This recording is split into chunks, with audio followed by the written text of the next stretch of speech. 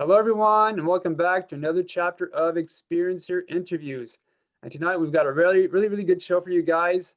An awesome soul contacted me through my YouTube channel, and we had a nice, 2-hour face-to-face chat. And the story that she came to me with was mind-blowing. So we really wanted to have her on. Her name's Rebecca Rose.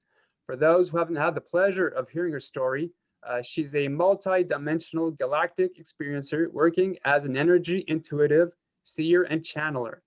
As a lifelong abductee, she was taken to work in dark government programs as a child, a path that was facilitated by her father's top secret military clearance.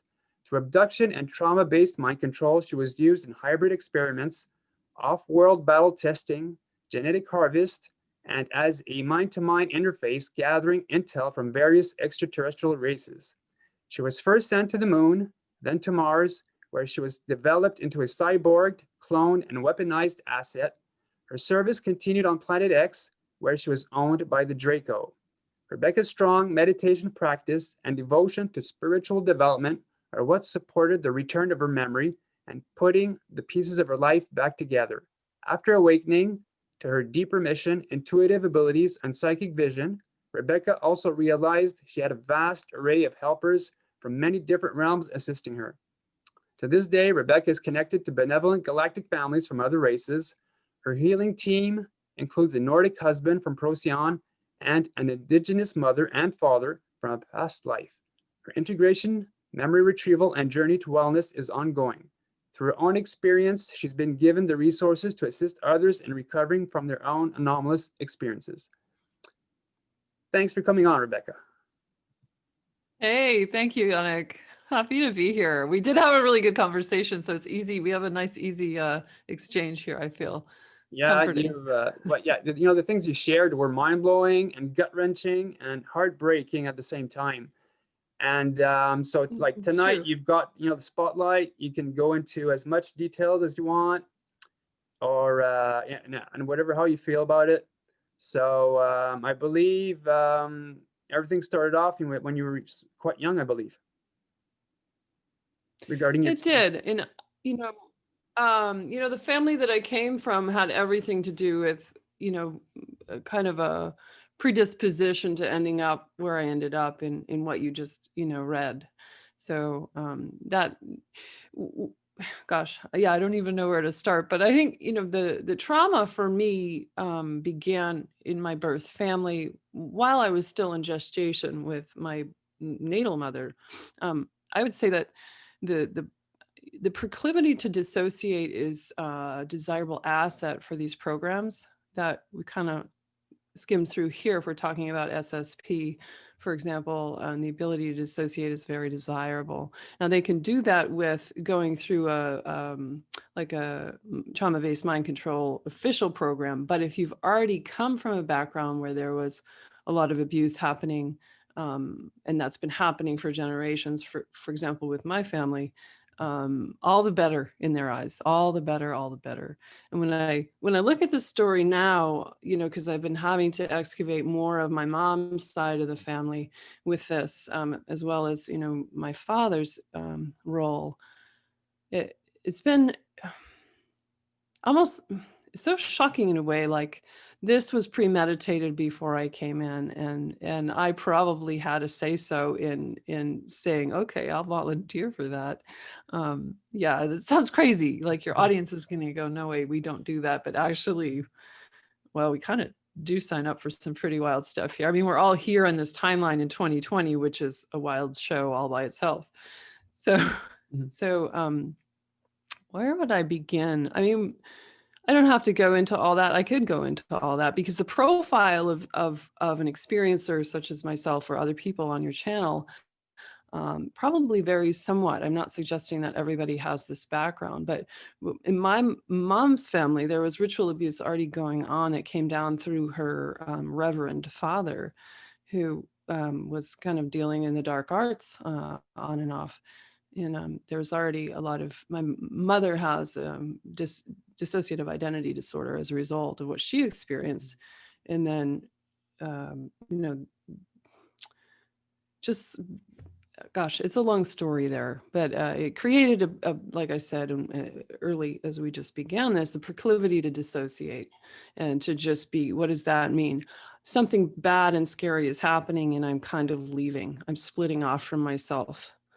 Um, Lots of your audience will have experienced some kind of neglect or abuse in childhood. Frankly, it's very rampant in our world. And what happens to the kiddo when kiddo can't run and can't defend herself, himself, kind of freeze and shut down right there, but you can leave, kind of like leaving your body. Anyway, my father, gosh, dad, people sometimes ask me how my memory unfolded with this, and I've only been working with this really head on for 2 years. There's been blips and flashes and definitely things from, my early life with my family that I remembered, and they're very strange and anomalous and horrifying. But when my father died in the spring of this year, and after he died, it was just been a waterfall, gushing stream of, torrential memory recall, because he functioned in a way as a middleman with me in these programs. Just one of them, one of a variety, let's say. So Dad worked for, he had a high level secret clearance with, when I was born, it was a company that was not yet called Lockheed Martin, but it would later merge over the years, it would merge with Lockheed while he was still working there. And I never knew he had a top secret clearance until this year. I didn't know why we never talked about what Dad did at work. My whole life. I mean, he worked in top secret before I was born, in the Army, after I was born in the Navy, and in the private sector with Lockheed. I'm like, I don't even know. I mean, this is how, like, I went through my childhood, was like this, I think. Like, I didn't even know. And I went, oh, well, that's really no coincidence then with how I ended up in these programs, right? Because once you're signed on with the top secret clearance, they have you. Oh, no. They've got your family, and you can't do a thing. So when I was going through his papers and things when he died, I found handwritten notes that related to mind control technology. I mean, I do know because while he was in hospice before he died, I know he had mentioned, I mean, he described the nature of his work quite a bit more, and it was in research and development. They would give him a project and he would go down to his little lab. He said he worked in a cage in the basement of the facility, which is real weird, right? All by itself. And he would just have a budget and solve the whatever it was they needed. He traveled a lot. He mentioned working on projects for the CIA and NASA and red flag kind of stuff. So I'm just trying to go back. And my father's a Zeta hybrid himself. I mean, he's a starseed, and I could feel how much he was getting intel to solve his work puzzles, let's say, from the Greys, from his Grey family, which is really interesting. And when he was passing, when he was in hospice, I was with him in the days before he died, and he was going back and forth, I could see, between a short Grey, a tall Grey, and his human self before he died, which is really far out. So, but this is bringing it back around to the story of, like, how is that relevant to me getting in these programs? I think it has a lot to do with him and my godfather. And godfather also worked side by side with my father in secret programming within the same company, doing research and development. Was also vetted fresh out of the Air Force, already had a top secret clearance. So bam, right into the company. So just trying to think about how much to offer on these things. It's can be good to, maybe the audience is interested in how, because how do we end up in these situations, which are highly strange and I was used in not just one secret space project or program, but a couple. So I guess I would say, where do we go here? Maybe I'll keep it At here. what age did all this really start? Yeah, with going out into the programs formally, I was 4. I was 4 years old. But I was being, even before that, like when I was 3, the Greys were coming in, assisted and, aided and abetted by my father, who, like I said, he had Grey family and he had some kind of debt he had to pay off that he used me for. I think he was allowing them to use me in, like he would show up by my bed at night along with the Greys when I was very small. And they were, at that point, I think they were assessing how I would be useful to them. And they were doing kind of genetic examinations when I was quite small. And the first thing, I was brought to the Montauk, laboratory facility back in the 70s. I was about 5-ish there. But even before that, I think I had started being brought to the moon facility by the Greys. So there's a lot of overlap with being taken back and forth to the moon, and then being vetted for what would end up being the like SSP. That's more of a somewhat more of an American aligned program. The moon was more, when I was on the moon, huge facility. It was all, it was Greys, Draco, and Nazis, the Fourth Reich kind of Germans. Well, how did you know you were off world and not some on a base? Yeah, because I remember, and that's a great question, which I asked myself, like, are you sure you're just like, I was at bases. I'd be taken, when I went to the moon, I remember being taken out of my bed and being brought to a underground sort of substation. I call it the bus stop, really, where I'd be strapped into some kind of a hyperdrive, kind of like just like a vehicle where you think about a roller coaster where you're going to go like this, and they strap you in at the shoulders, and then you're like this. I remember doing that a lot and coming back and forth. It was just like going to work. It was like, oh, here we are again. I had a lot of what we could call night terrors when I was a child. So I would wake up, and this goes back as far as I can have memory really of my life, waking up trying to scream and being paralyzed and not knowing where I was and having awful things happening. And it took me a long time to realize those were me being taken, either interfered with for genetic harvest or being actually taken up to the moon for work. So, and that was all facilitated by the Greys, and, with my father kind of as a middleman there. And on the moon, and this is early, it's like my earliest off-world memories are on the moon. I feel like I'm, carrying a teddy bear and sucking my thumb. I mean, it's crazy. And they do a lot of training. They do a lot of seeing what you're going to be good for and kind of break you in slowly. I remember at one point I was taken and kind of shown by a Draco, like the facility. Before this all started, it was like, you're being groomed for this, and this is where you'll be with us for a long time. It's crazy. Crazy. On the moon. Oh, I mean, everything I was basically wanted for. Why did they want me? It was to be a psychic interface. Everything I was doing, whether we're going to talk about Planet X, Mars, what happened in Montauk even, and then of course on the moon, was mind-to-mind interfacing with beings and really gathering intel. Like on the moon, I was basically stealing intel from a lot of different races of beings that were captive there, like basically in cages in this horrible facility that, it was an experimental, they were doing a lot of experimentation, hybridization, cloning. It was a lab.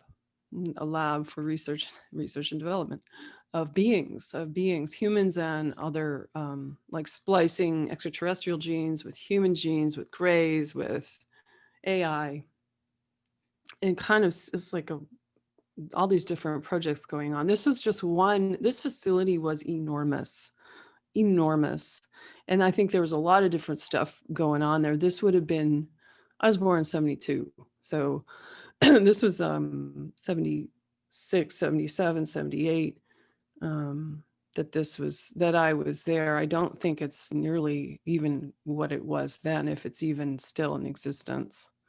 But it was very dark. The energy was terrible there. Terrible, just so much suffering.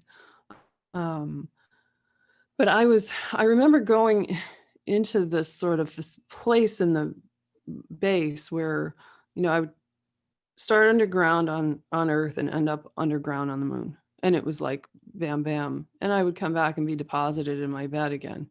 And I could have been gone who knows how long. I mean, that's, a slippery slope there.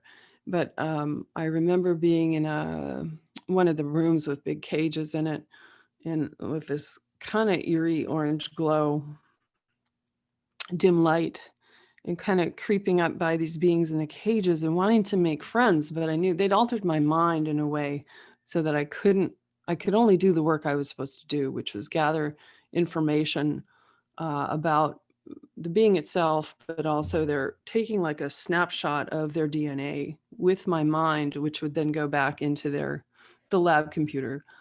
So I was gathering their information in different ways.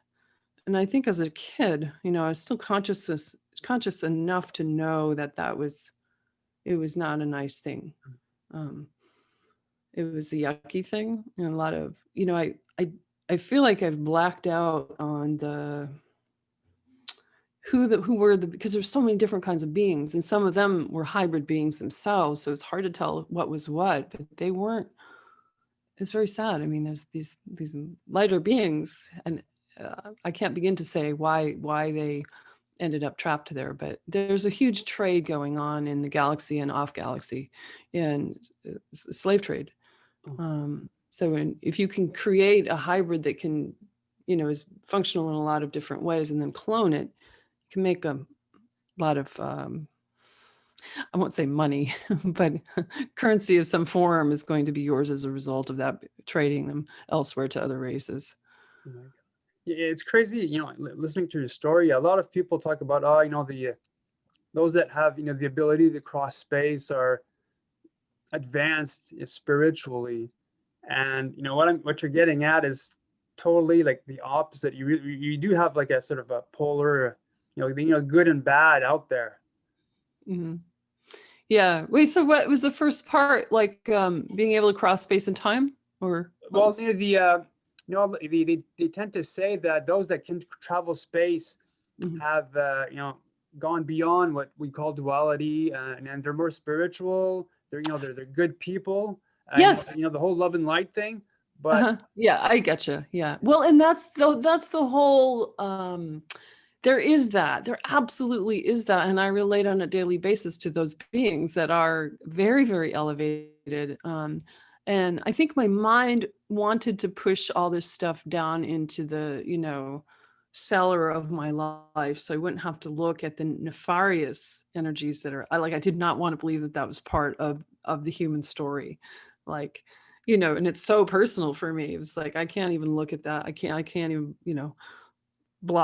really blocked. Because if you look at, and the Draco have made a terrible name for reptilians of all races.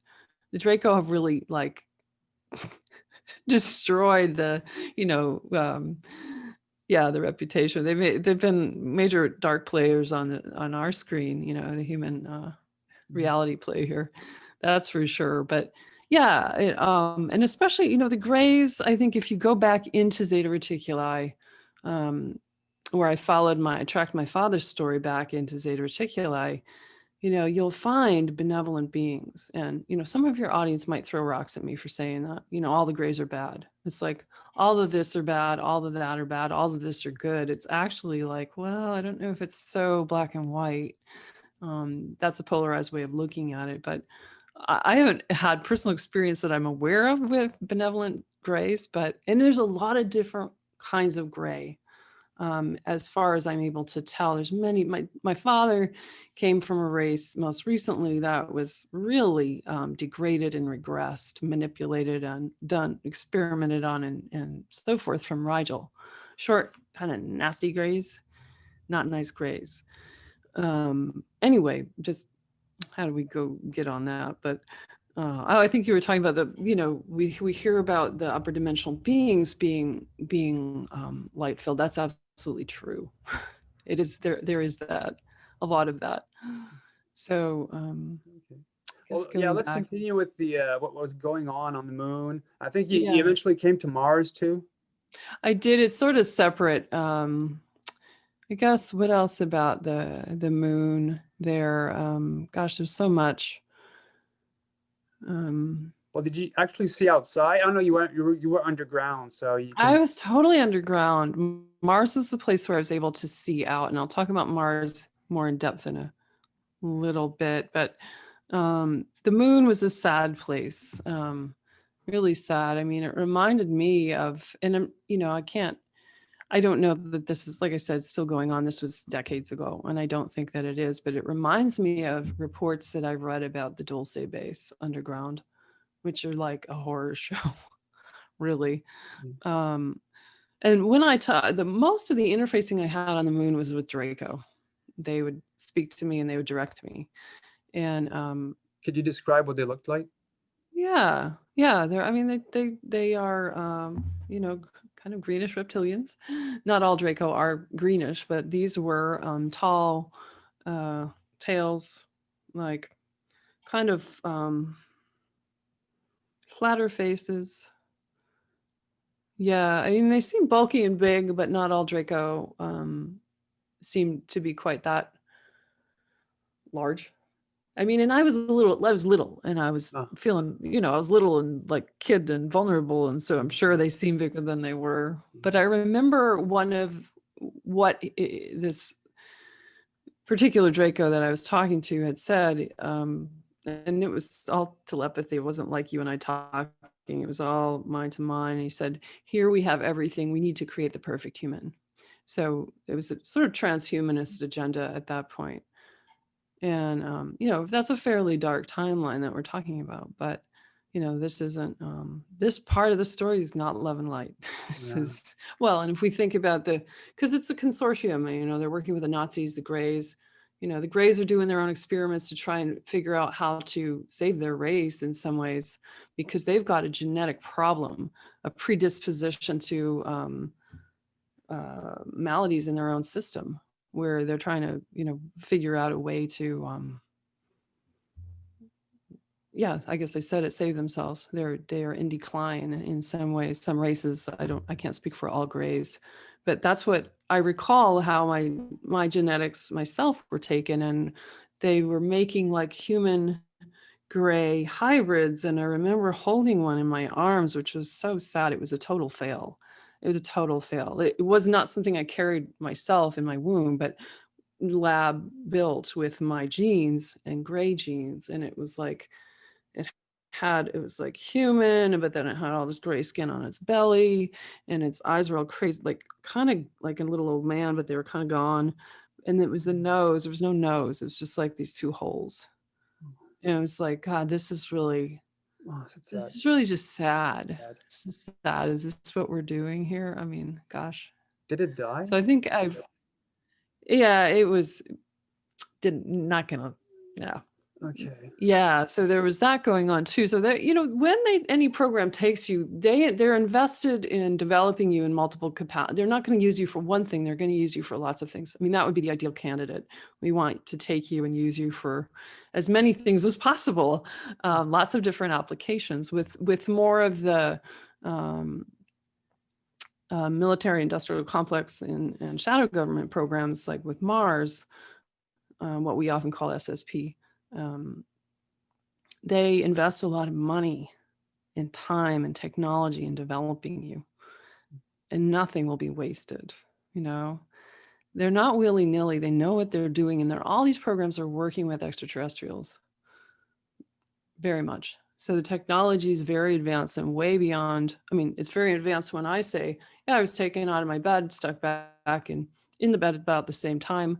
There you go. And if it's a good abduction, I should never even know I was gone. Except I did, because I woke up trying to scream. So Yeah. anyway, that's like a snapshot of the moon. Yeah, I mean, that alone is like, I think the first time I started talking publicly, which was this year, it's pretty fresh for me. I kind of would see myself from in third person going, oh my God, that's the crazy lady who said she went to the moon when she was 4 and 5 and 6 years old. Mm. And it just gets more and more crazy. I mean, Well, outside, were you actually taken by a craft, or you were teleported there? it felt like it was a craft, but it would have, I mean, because I was physically being strapped into something.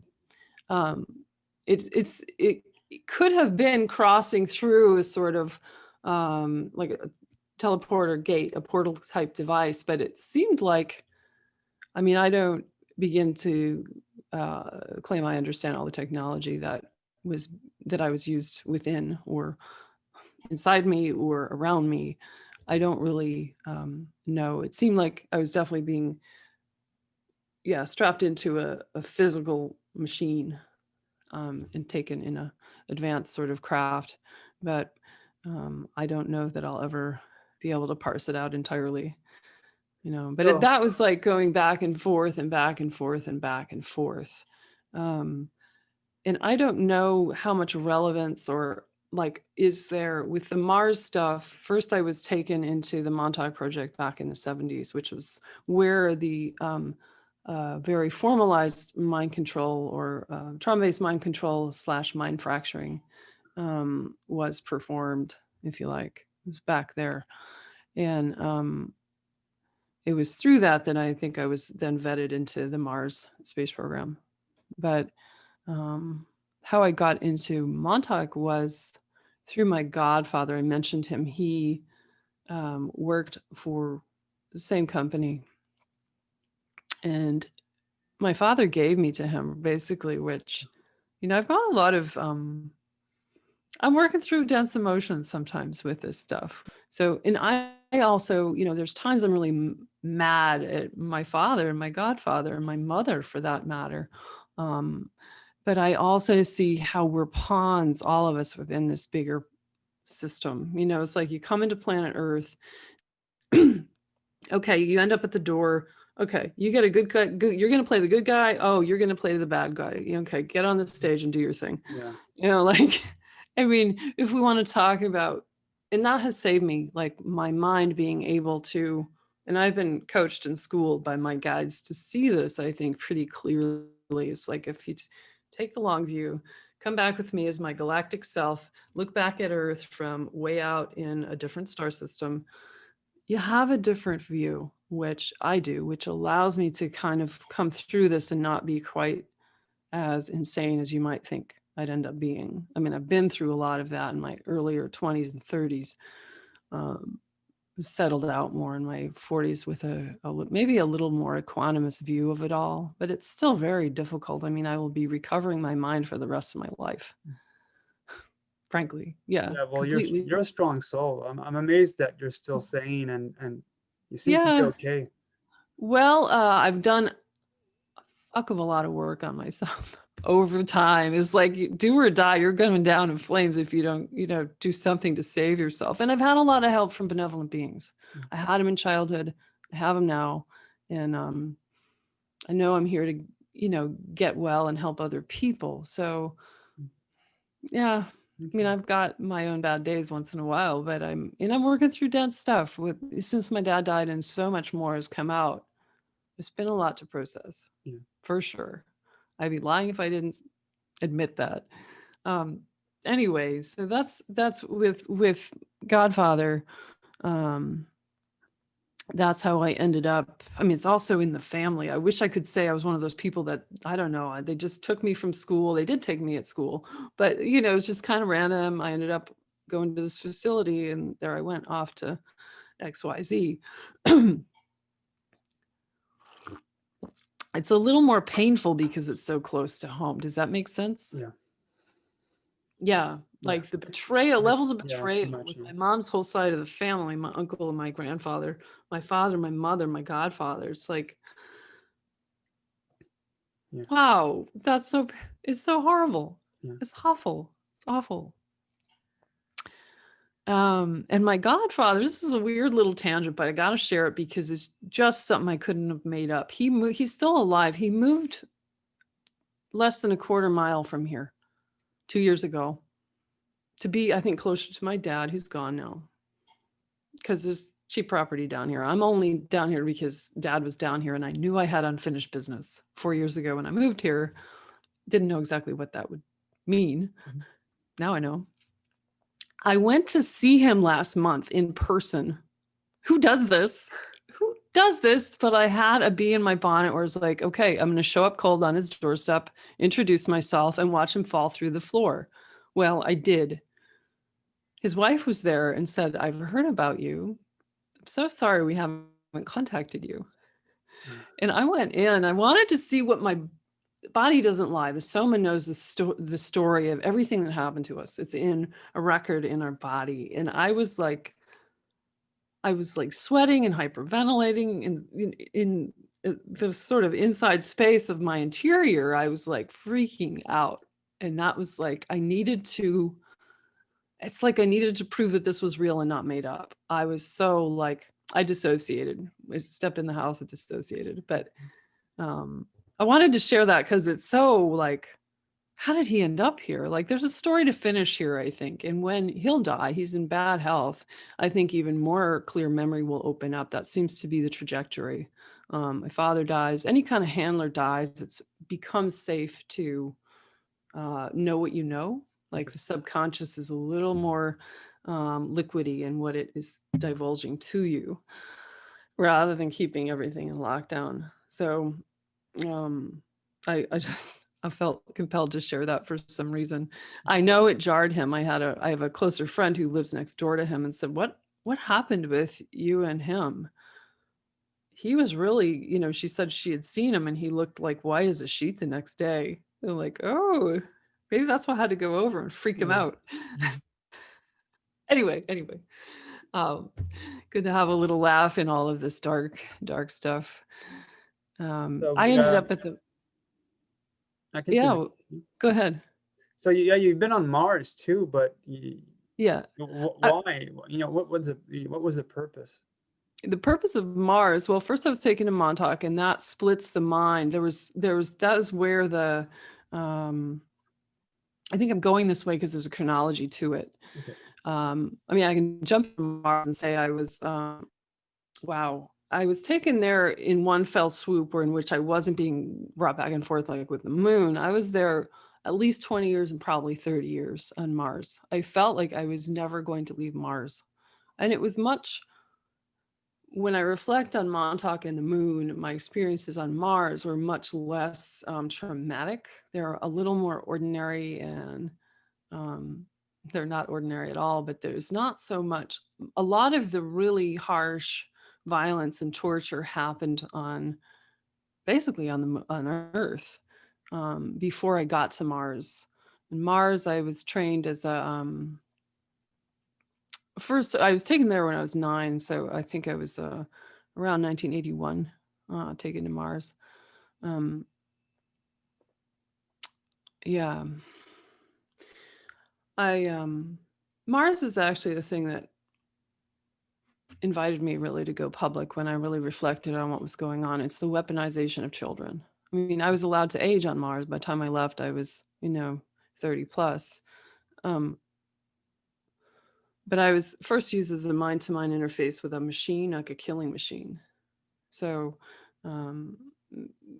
relating with a high level, sort of almost like a being, but I'm kind of inside of it, working it with my mind. It's got these big metal kind of claws, and the whole training there is really, you're a weaponized being and your training is to kill or be killed, and just taking away all the humanity so that you can just do the function of whatever it is, offense, defense, whatever, application you're being used in, was to really decimate. That was just the initial sort of training there. And then I was, over time, I was created into a cyborg. So what is that? A cybernetic organism is part machine and part biology. Um, and that is, I mean, it is sad. It's not like Mars was easy peasy. Yeah, it's very sad because I was a child when that happened. So I remember I work with the inner children, let's say, but they appear as individualized beings around me in my field with very distinct personalities. My 9-year-old came to me uh, some time ago, and she presented as part of the flesh was on the right side of her face. I could see was like some kind of high tech metal, and her left forearm, and so on through her body. And she just said, "Help me," like with these eyes that were just kind of gone, but she was still human, saying, "Just please help me." I mean, she was appearing kind of from the past, but in the now, to show me where my work lied.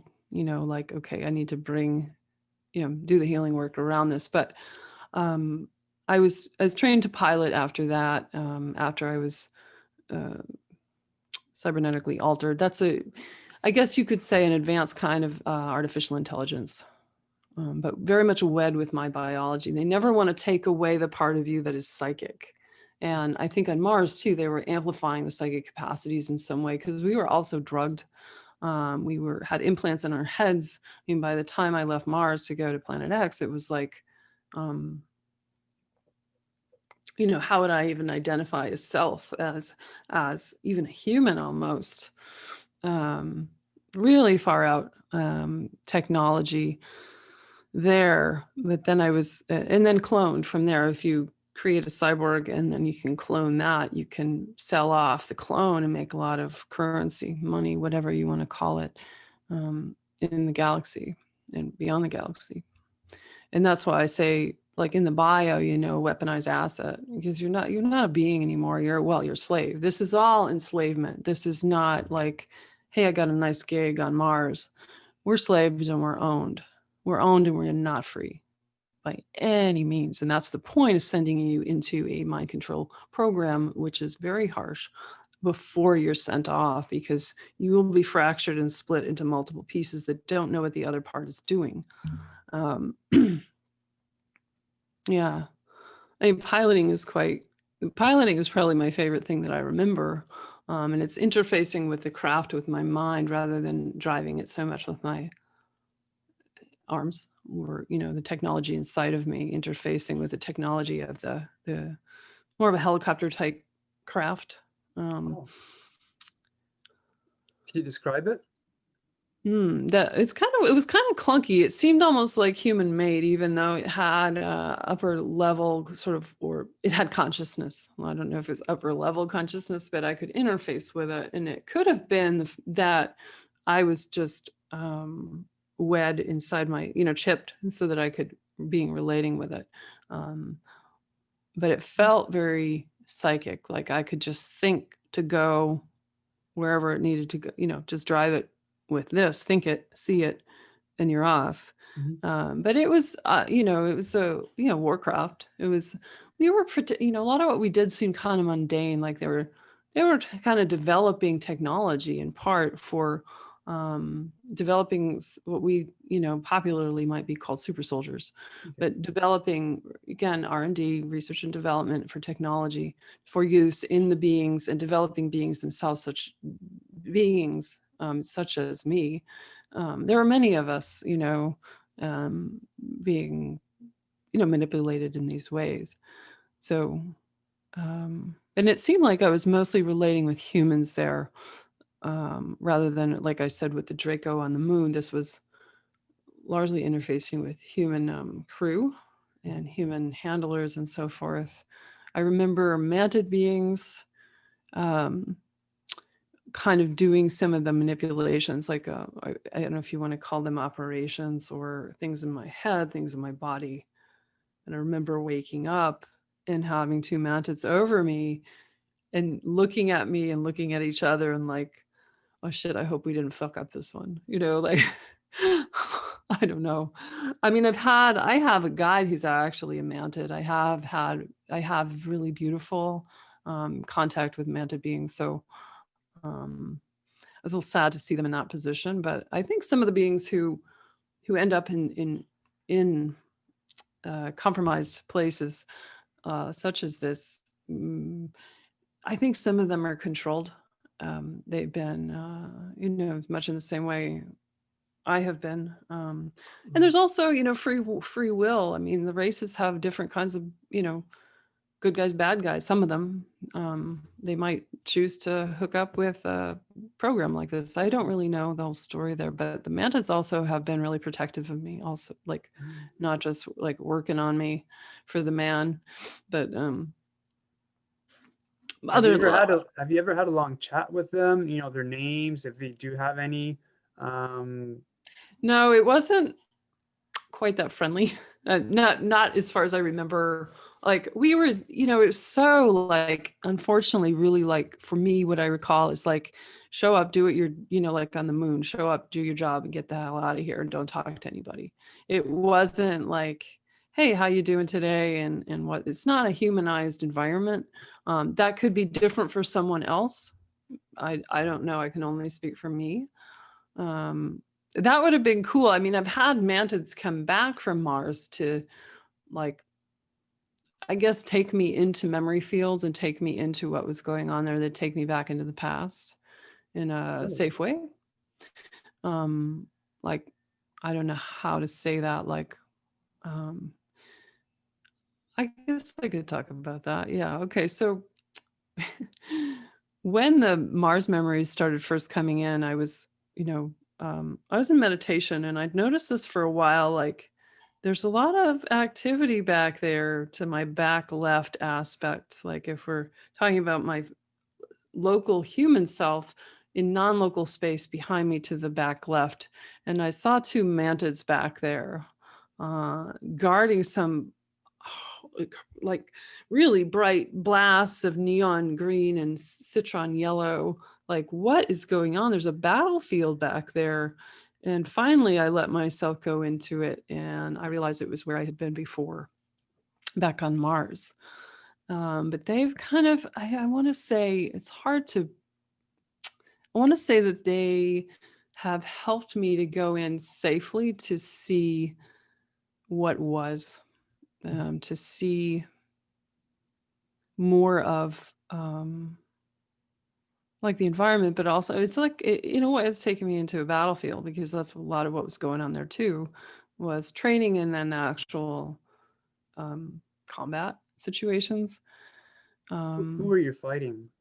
And that's the thing. I mean, I know it's aliens, but I don't know, like, have a super clear memory. And I think that's another place, like I said, with the moon cage, the cage beings in the moon. It's like, I don't want to know who I'm up against here because it's so painful. I mean, I only remember being, it was later after piloting, I was then really become a fully developed cyborg cloned weaponized asset and fully tricked out for land combat, which is like crazy. Think about like me now. But I remember being on land on ground patrol outside of the base. The base I was at is just below the equator on Mars, southern hemisphere, but not by much. Anyway, being out on patrol with some other folks, there was about six or seven us. I was in this small group, similarly, weaponized group, and I remember. To my mind, it came in as, I remember it as a, big kind of hairy, huge as a house, sloth type being with big gangly arms and this sort of small, soft head below the shoulders. But I think that was my screen memory. And I believe it was one of the spiders, those big spiders on Mars. And it, I almost felt like being, I don't know what being tased feels like, but I was hit internally, my circuitry or something, through something like a scalar weapon. And the rest of the guys I was with vaporized. They had a vaporizing technology, which I should have also had, but something happened and I wasn't able to use it fast enough or something. And I remember falling on the ground and just having my face in the sand. And remember, I'm a clone here. I'm a clone. And I didn't know, I mean, I was dead in the sense that my physical vessel was gone, no longer functional. I was smoking inside from the being, who I think it was only protecting its turf, frankly. But I remember wondering, when my awareness was like, I think I'm dead, but I don't know where to go now. I don't know where to go.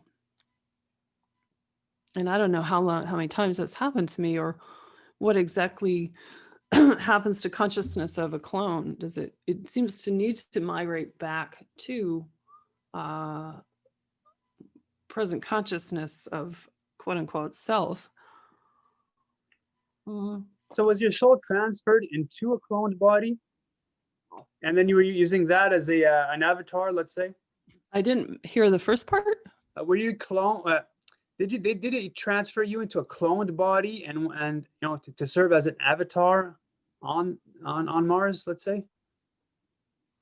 Into a clone body as an avatar. I'm not sure I understand that.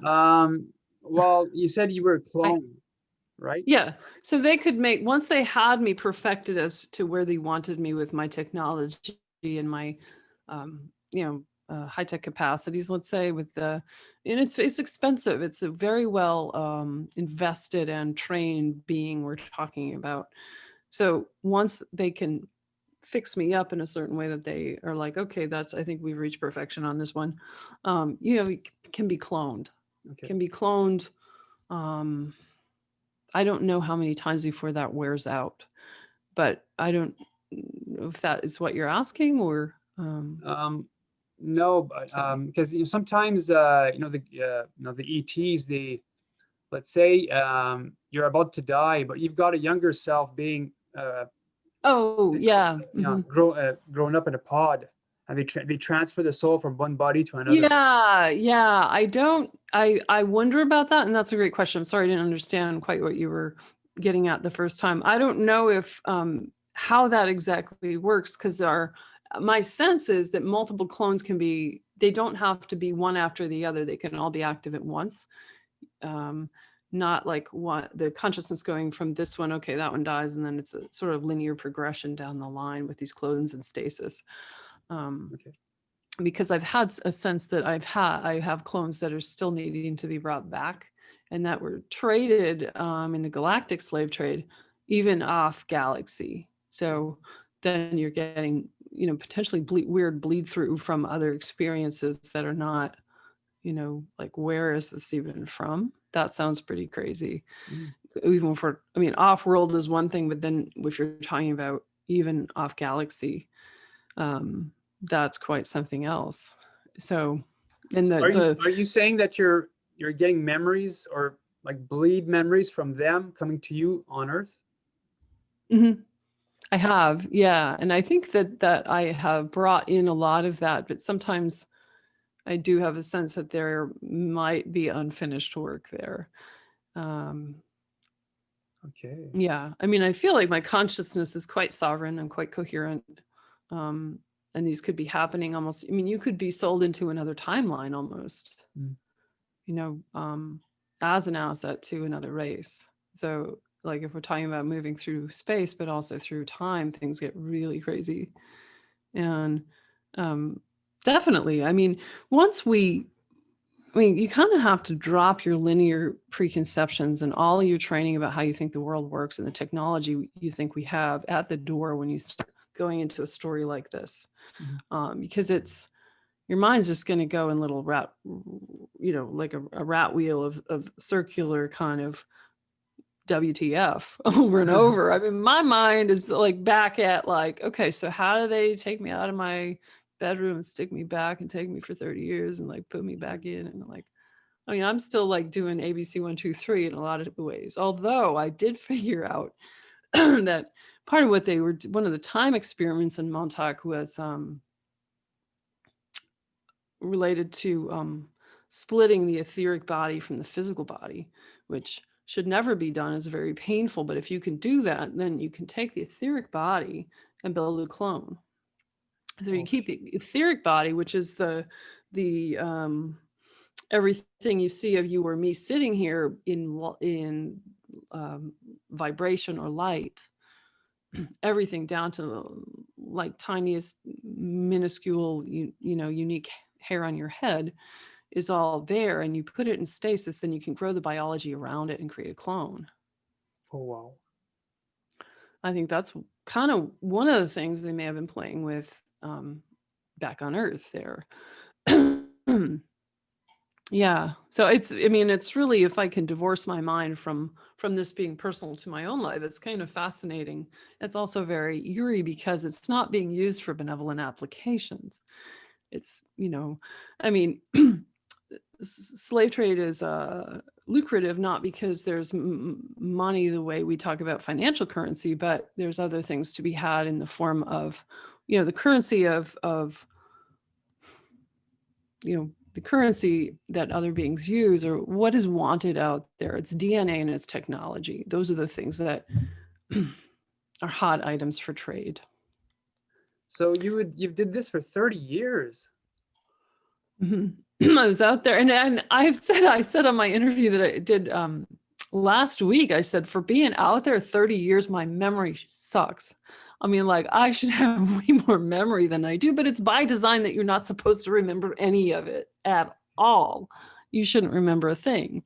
So this stopped in your 30s then. So yeah, it's not wild. I mean, because I had to be trained in certain ways, and I mean, it's a slow process, and they're very precise in what they do, and they've got everything. They're getting everything down to a science. I mean, I don't know what, I'm 48 now, so what's happened to these programs in the interim, I really don't know, although I'd like to look into that more psychically to find out. Like, I think the moon facility was really downsized probably after the 80s. But, the Draco have continued to be big players, working with the elite on our planet, and talking about currency. I mean, the Draco have, I think they built a bit of an empire using human adrenochrome. So, yeah, I mean, that's gets into a whole nother like dark thing. So, but as I bring in so much dark stuff, I feel like we're holding it up into the light. The more, here in 2020, we have a portal to bring an acceleration to transformation. So as I've, been offering more of my own private experiences, I feel like it quickens the light and brings in light to them, rather than, okay, if I were just being silent and not talking about these things, they would just be staying in a dark corner and not really healing. Because as I'm healing this stuff and speaking of it and offering it back into light, it shifts something in the collective. The more of us are coming into full awareness of our experiences, and the more we kind of air them out, the more it's lifted from the common blueprint of humanity can be lightened. Mm-hmm. So maybe that's a point to be made here of why, because sometimes I'm like, why am I telling my story? What difference does it make? But I think there is a why that's beyond just my physical, my individual, whatever it is that I'm, sharing my story for my own private means, which is, it makes me well, because if I'm still being stuck in a, hiding place and traumatized by them, I'm not doing the job I came here to do. No, it is healing. And also you might give confirmation to others too, or at least some form of corroboration. And Thank you. Because of the some of the shadow being stories I shared, I've had other people say that, hey, I've seen the same thing, and so they were really happy. So what you're doing is a good thing. Thank you. And it's a good reminder to me, because I do have a lot of experiencers contact me going, I saw your show on blah, blah, blah. Can you help me understand what the heck is going on or has gone on for me? I've got these weird memories. Like, oh yeah, that's Yeah. a thing.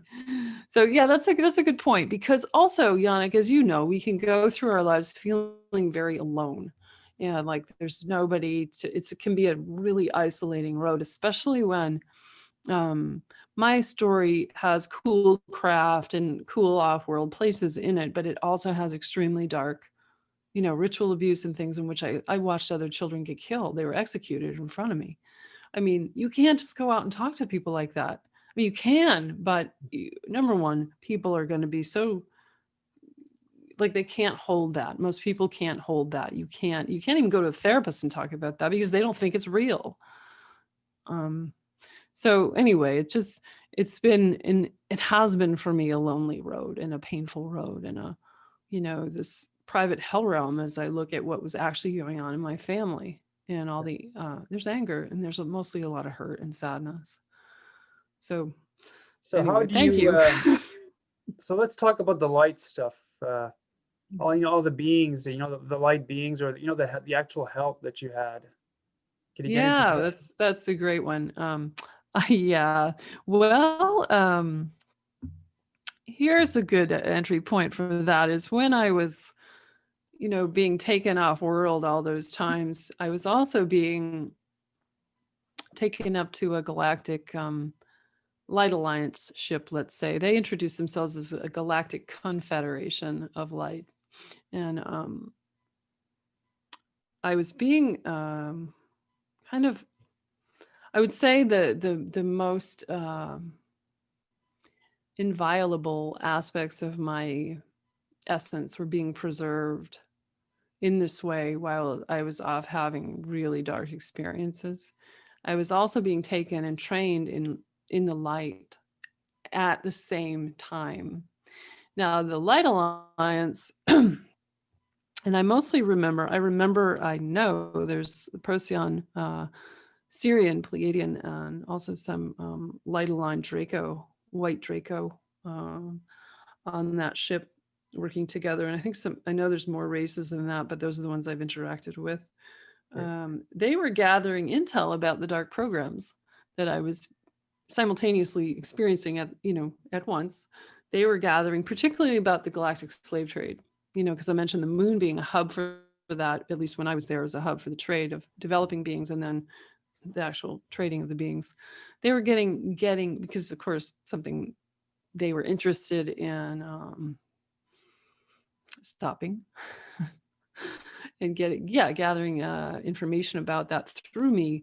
And the dark team was also gathering information. They'd chipped my head, put a chip in my head so that I was feeding information directly from the light craft into CIA, DIA satellite back to a computer on Earth, which, it was heartbreaking at first, but they assured me that nothing really valuable was taken in that way. The darker players, let's say, would have been interested in basically the whereabouts and the intentions of the ship, but also the technology.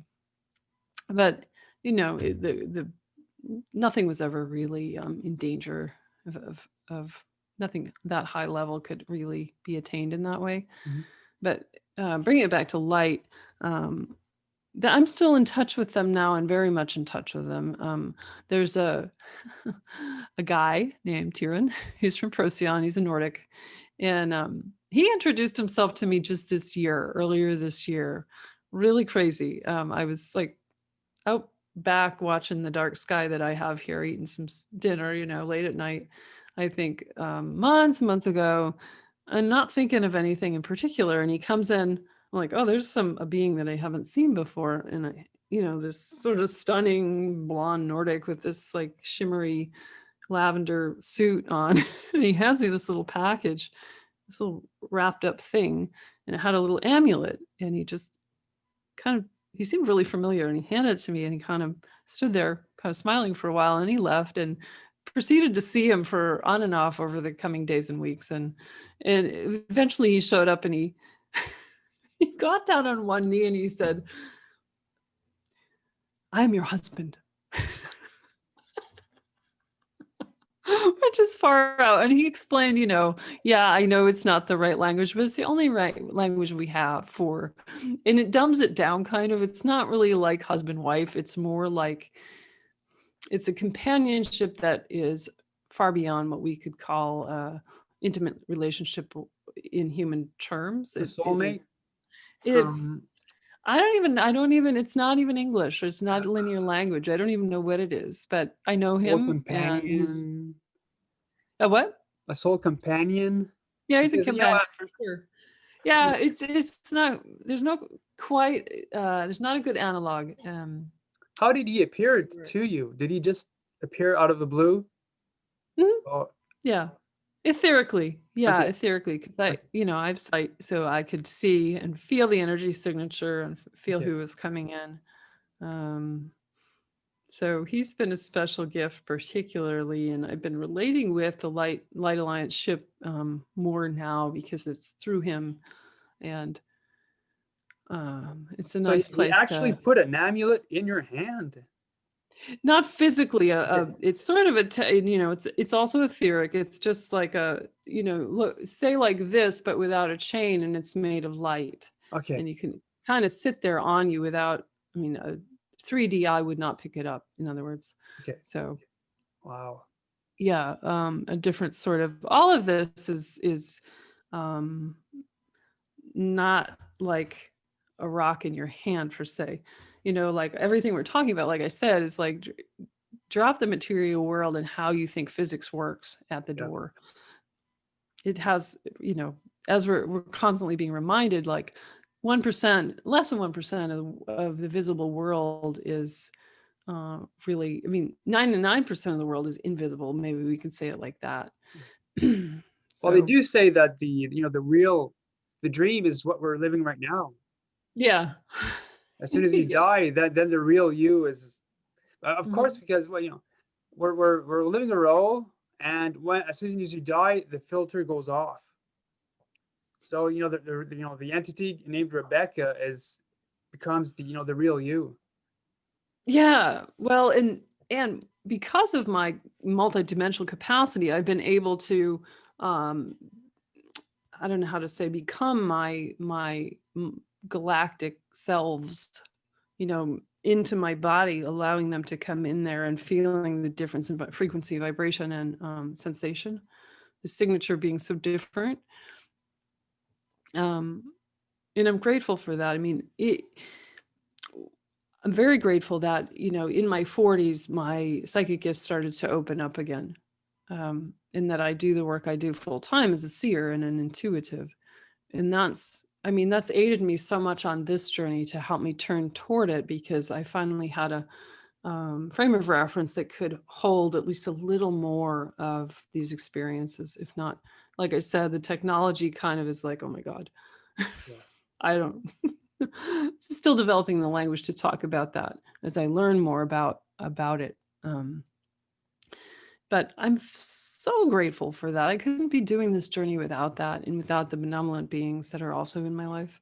Mhm. Um, a couple others that I mentioned, like in the bio, are the mother and father who appeared. I call them just mother and father. They appeared 2 years ago. I was out walking in the woods and late at night, and mother came on my left and father came on my right, etherically and very clearly, not like, oh, is there somebody there? I was like, oh my God, there she is. And then a few seconds later, there he is. Mhm. And very gentle energies, like very wise energies, very old energies. And they're from the Crow people, The crow people. Northern Plains, and from a past life, which I met the past life, Bodina, in, gosh, 2015, 2016, I guess, and have a relationship with her. These are her parents. So yeah, and they've helped me a lot on my healing path. Like mother went out and did this really intense, strong soul retrieval. She was gone for days out at the edge of the solar system, fighting archonic energies and bringing part of my soul back. This happened, I guess, earlier in the summer, late spring, early summer. And she said backfeeding light into the timeline, because Planet X was one of my last, let's say, the last known assignment that I had. And putting light in and then putting light in at the end and bringing it back into the beginning, if that makes any sense. To help heal the timeline. I know we're taking your viewers on a wild ride here today. Yeah, no, I'm loving it. I'm It's loving it. I know, like It's really different from the the usual experiencer stuff, because yours is really hardcore and out of this world, I'd like to say. So oh god. we need to get this out. I didn't know this was that unusual for I'm like, isn't Well, this just wait. no, because a lot of the well, at least perhaps the the hardcore ones are somewhat known. Like like, let's say Mylab, like Melinda, Leslie, Misha Johnston. Yeah. We've been around, but like your story is somewhat. Well, thank God you contacted me, because I didn't know about your what Well, I'm what you quiet, experienced. but I'm not like out waving a banner and and No, it's newer for me, like I said, with my dad dying, so much came in. Um yeah. Yeah, it's that yeah, does help.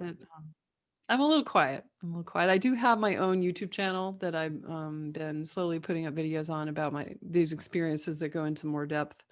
So um So yeah, so did the stuff that you did on Planet X was the same that you've done on Mars, on the moon? no, I was well, somewhat. It was more yeah, see, I get this little just say Planet X and you Yeah. think I'd be horrified because I was owned by the Draco. Like I was on a patrol.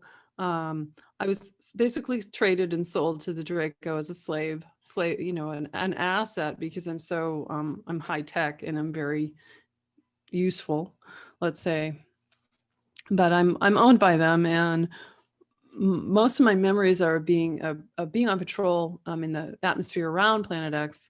Planet X being the ninth, what Yeah. our science calls the ninth planet, hypothetical ninth planet. It's a huge planet out beyond the Kuiper belt. It's the far, far edge of our solar system. Crazy far out there. Um, and we were protecting assets of the Draco. The Draco mothership was a big, dark, black ship. That there was a bunch of us that would fly our private craft out of the ship to the ship at the beginning of our shift, I guess, if you want to say, and then fly back at the end. And we were guards in a way, but I had a lot of mostly idle time out, for flying a very advanced craft that I describe it more as a manta ray almost. It looked like that, a little more weaponized with a pointier nose than that, but very almost, I want to say elegant, but it's like dark black, sleek looking, and it's very much a mind to mind psychic interface with the craft, or my technology with the technology of the craft, very much more advanced than the craft I was piloting on Mars. Like it's like grade school and then this highly advanced other technology that I was working with there. And there's a peacefulness to it. I know I've said this on other interviews where even sometimes when I go to sleep at night, I imagine or remember the atmosphere there, which is the highest level of peace you can imagine. It's so quiet and so beautiful.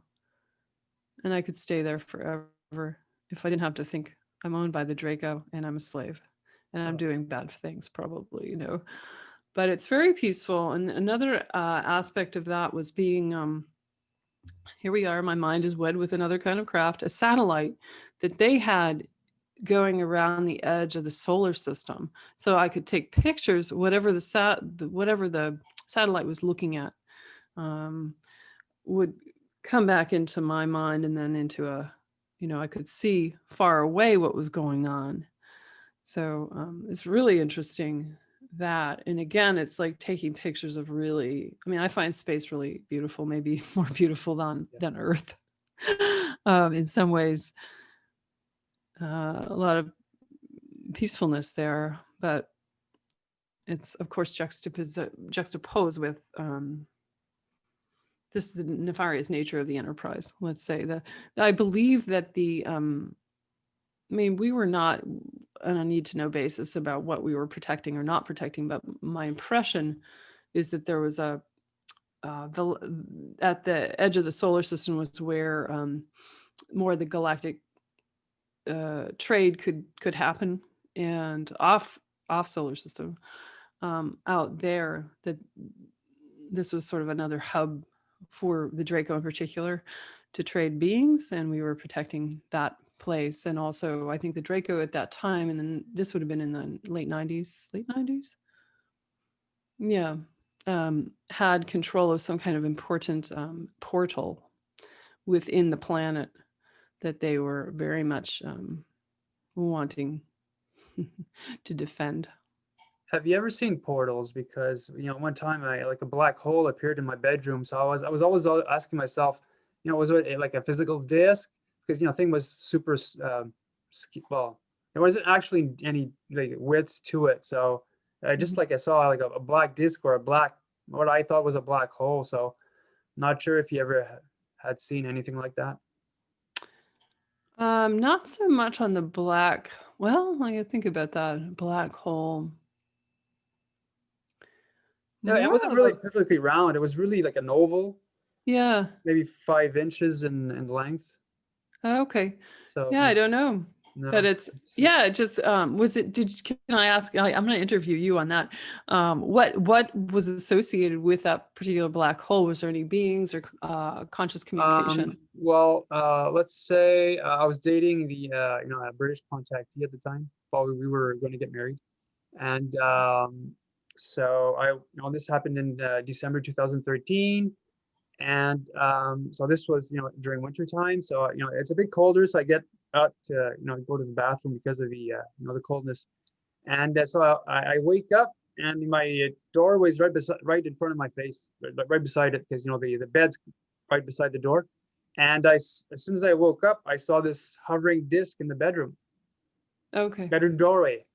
And my mind registered, it was sort of maybe matte gray, close to black, but not totally black. But it could be because it was dark, inside the house. And the other thing my mind registered was nothing was holding it in place. And as soon as I registered that, I got up and switched on the light.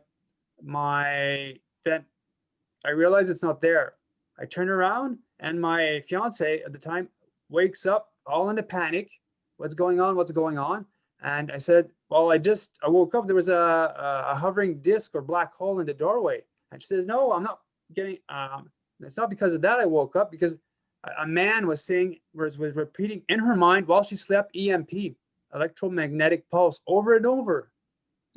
So we were like really panicked. We took a while before we fall back asleep.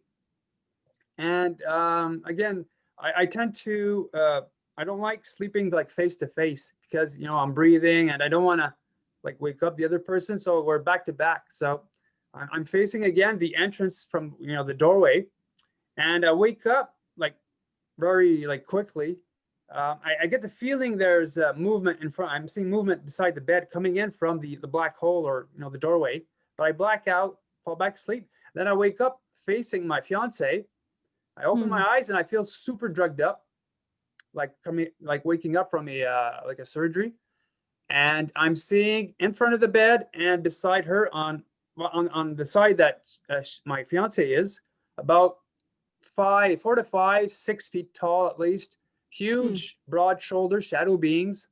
And where the neck would be, I'm not seeing any neck. I'm seeing a perfectly huge round helmet. But I'm seeing that as a shadow. And the shadow was blacker than the blackness of the bedroom. So that's why I couldn't make out. And I could see the move. Yeah. And again, super drugged up. I'm able to raise my hand, say hi, because I didn't know anything about bad ETs. I was, and as soon as I do that, I black out. Wake up. I'm looking downwards. I think I'm naked because I'm wearing. I'm seeing my bare feet, but I'm also wearing hospital robes. And as soon as I realize that, I black out and I wake up the next morning. So that's a bit strange. It is strange. Yeah. That is strange. So, they probably came because of my fiance. She was an abductee at the time, and when she was a kid. So, Mm. but again, she doesn't remember anything. Well, other than, the EMP thing, but she didn't see any like shadow beings like I did. But yeah, it's so Huh. strange. And you woke up in Drugged a up state. hospital, but in a hospital gown. Is Yeah, that what I you will. Yeah, I'm just like as a zombie mode. My eyes open. I'm standing. I'm seeing my bare feet, and I'm wearing hospital gowns. Hmm. So I don't know. It could have been like a future premonition of me getting operated on because I did have a heart surgery. I tend to do that. I have visions Mm. of the future, or like, that tend to happen, and messages. A female Mm. voice to speaking about stuff about the future sometimes, but it's always related to me or my family. Yeah. So yeah, it's nothing important, but well, to me it is. But Yeah, I know what you mean. Yeah, I get a lot of messages like that too. They're just about me or my yeah. Well, certain stuff. when you're connected to people, the connection gives you certain help. Like, Yeah. maybe 2 years ago, I was living with my no 3 years ago. Yeah, at my dad's, and I heard my dad's voice say my name while I slept, and it woke me up, and I panicked because I knew my dad was out in the woods with his girlfriend hunting, and I thought, oh, he's gonna be okay. But that voice told me that I knew something was wrong because these things don't happen to me for a reason, Yeah. for no reason. And Mhm. the next morning, his girlfriend calls up and she says that my dad's lost in the woods. So long story short, as soon as she said that, I was already driving down to where they were. I wasn't really sure where they were camped, but a good thing is that my dad he was out hunting with a bow and an arc, not a bow and yeah, maybe a bow and arrow, but one of the arrows went through his calf. Mm. Oh. Yeah, so and he was far away from the camp and he was losing blood, and that's why he was his girlfriend said he was lost, but he was going bonkers because of the loss of the blood. But Yeah. anyhow, yeah, I Yeah. was able to get him back to the hospital, and Mm. everything was okay. But again, we do get messages for We to help do. others. Oh, we do. We totally do. Yeah. And so that maybe that's a good point is that to bring in here is that lots of people have capacity for intuitive insight and psychic capacity. We just have been trained out of it, I feel, with our very left-brained focus in Yeah. this particular part of our timeline. So I don't know necessarily that I'm, especially gifted. But maybe some kids come in with more of a proclivity or toward more of that. That may be true. But if you're listening to this and you think that you couldn't possibly have any insights like this, I mean, it's just a matter of what is it just a matter of? Well, you have to believe it first. You have to believe. Like Yeah. if I don't think any of your listeners are like an hour and whatever into the show going, that's a bunch of bullshit. No. And maybe some of it, but like yeah, that's a very good point. You gotta believe that this is possible. And I've had enormous, made my road really, really difficult, both as a seer and receiving my memories.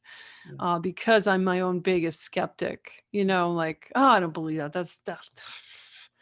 Yeah. Like I remember listening to somebody even before I really got into any of this. Like, I don't know who it was, part of like somebody else on Mars. And this was years ago. And I was like, that guy is nuts. He's like talking about going to Mars and being some kind of soldier and the stuff in his head. And like, he sounds so crazy. And I like shut it off. And I'm like, that's biting me on the butt. Mhm. Anyway, yeah, belief. I mean, belief itself is, I couldn't be here talking today if I didn't believe that this was again, going back into what the body knows, because the body keeps a record of our experiences and it can tell us what's actually happened to us. And, Mm. you know, Well, yeah, when you look at children, being so young, and they're always talking about seeing ghosts, remembering their past lives, and then then school kicks in, and yeah, then a lot, everything goes away. So Yeah. I thought it was pretty lucky to have certain, because that's what happened to me. The beings in Mhm. my room, school started, then everything stopped. So Mhm. did something happen because of that? Closed Yeah, mentality. the socialization to the material world, and that's it. I know. Yes, similarly. Have seen dead people my whole life, and I just learned that I probably shouldn't be talking about that. Um, wow. Don't talk about that stuff. Uh, Um, yeah. Well, do you have other yeah. stuff you want to get into? Because we've been at this for an hour and a half, but Yeah, that might be. I mean, I don't know if there's any. I think, gosh, I kind of wish we were on a live feed because people could ask questions. I yeah, know they have them. I mean, this is sort of the cliff notes of like, let's run through really, really quickly, yeah, and I know. But and that's fine. it's all good. That's fine. That's fine. Did you so when did it stop? When did all of this stop? That you As know of? far as I know, the last post was on Mars, and I mean, sorry, Planet X. I am not done retrieving my memory, but I feel like that was the kind of the end point was at that. I don't know how long I was out on Planet X, and I have sense that there are other clones that were out there, in service of some kind. But I think it was after that. How did That's you get out if you were a slave? That you were And I think, yeah, I think there's a contractual thing there at a more galactic level. Because one of my questions when this was all, I have many of them because I am my own skeptic, is like, what's what is their incentive? The shadow government that, and the other players inside of this arena, what is their incentive for letting us out of it? yeah. For sending us back, because I know experiencers who are still being taken. Um, I think part of it is the development of consciousness that um, once we reach a certain vibrational level, we're not as easy to grab. okay. That's just my impression, but I think it's more a contractual agreement. Like I said at the beginning, as hard and crazy as this sounds, I think I signed up to come in and experience really dark, degraded, dehumanizing things to understand within the current timeline how the belly of the beast works and being able to undo it from the inside. How do what the Mhm. the enemy's vulnerable point is if you haven't experienced Yeah. it from inside? Wow. And then to bring light into that, to also experience a lot of light. And I do experience enormous light. But I think it is partly contractual, though I don't have the final word on that. It's still something I'm curious about.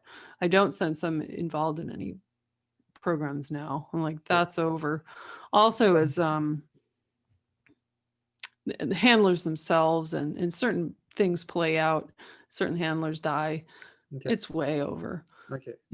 Mm. Well, good for you. You've deserved to have a better life now.